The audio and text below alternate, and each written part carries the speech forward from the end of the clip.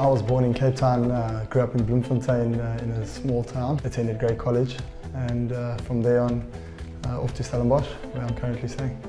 I actually started off playing soccer. That was for me, that was everything. I played soccer and rugby was almost a second. And then later went to athletics, but I think I found myself happy amongst the rugby guys. Going to Bloemfontein, the turning point for me was actually after school. I never played first team. I was never first choice at school.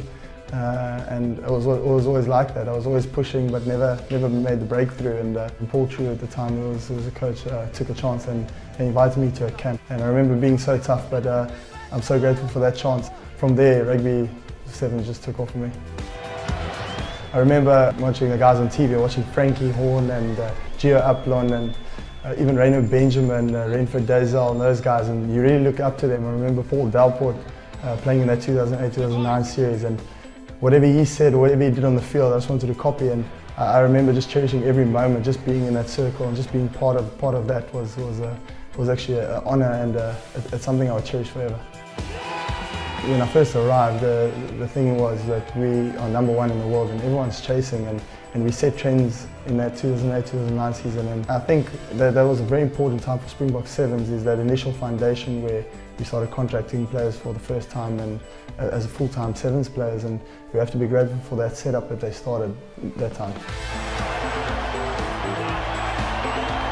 Our debut tournament was actually in Adelaide, and I remember going to Adelaide being nervous and just wanting to do well, and not following the game plan and just doing my own thing, but I was so nervous, and getting my first start against New Zealand. We were trendsetters at the time as well, and I remember the tournament after that was Hong Kong, and just having the freedom to actually just play and be a rugby player. Just credit to all the guys who were surrounding me and looking after me at the time.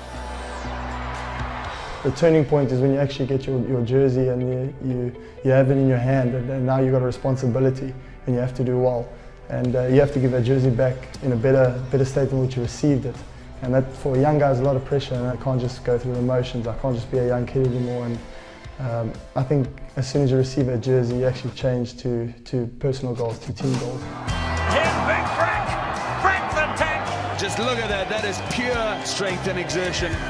Here's Captain Fantastic. Carl Brown is in. You feel very safe, very secure. You've got these two big, huge units next to you, but also the experience that they bring and the wisdom that they have. That's something that you really need to actually spend time with two guys with experience. You actually learn the ins and outs, and just feeling really safe in that pack, and know that your brothers have got your back, left, right and centre. We've actually built a strong squad now that your first 12 is never a given. Even though you've played 30-something tournaments, that it's not a given, and you still have to work hard and still have to earn your spot. You have to really want it. At the end of the day, we've got such a strong squad, and a bunch of guys actually just pushing each other to be better. I'm more of the fun character in the side. I think it's important when the guys are a little bit grumpy away from their wives and girlfriends that someone has to cheer them up. But it's important for good morale, and when you run out of poems and you run out of quotes, you have to almost improvise.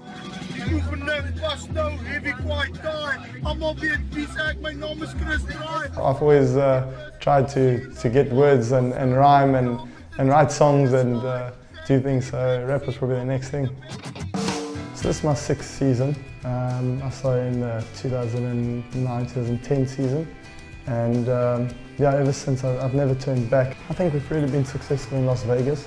I think we do have a big support base there. We've been successful 3 out of the 4 times that I've been part of the Las Vegas tournament, and I've been lucky and privileged to always do well there. I think we're probably one of the teams with the most different amount of characters that you can actually think of. We've got farmers to guys who actually don't know anything about farming. We've got guys who want to study and guys who don't want to get close to a book. But somehow we are so tight, we're such a close brotherhood. To win the World Series is something that really puts you on top of the world, but only for a moment, and then it goes back to the drawing board, because then your work starts again. So I think Olympics, as soon as they got the go-ahead, I think every morning you wake up and actually realise that that's what you're working towards in the long term. What makes our team such a great team is a character that whenever we're knocked down, we always come back fighting.